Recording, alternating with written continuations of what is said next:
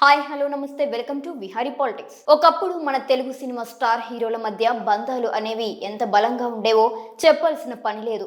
ఒకరిని చూసి ఒకరు ఆప్యాయంగా చూసుకునేవారు. ఒకరి విజయం పట్ల మరొకరు గర్వపడేవారు. కానీ కాలం మారిపోయింది. స్టార్డమ్ పెరిగింది. అదే స్టార్డమ్ వారి మధ్య దూరాన్ని కూడా పెంచింది. ఒకప్పుడు మంచి స్నేహితులుగా కనిపించే హీరోలు ఇప్పుడు పరస్పర పోటీదారుల్లాగా మారిపోయారు.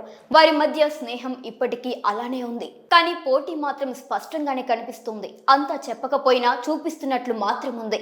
ఈ నేపథ్యంలో global star Ram Charan, man of masses ఎన్టీఆర్ల మధ్య సాగుతున్న ఈ నిశ్శబ్ద బాక్సాఫీస్ యుద్ధం గురించి మనం మాట్లాడుకోక తప్పదు. ఆర్ఆర్ఆర్ సినిమా ఇద్దరు కలిసి చేసిన భారీ విజయం. ఆ సినిమా తర్వాతే అసలు ఆట మొదలైంది.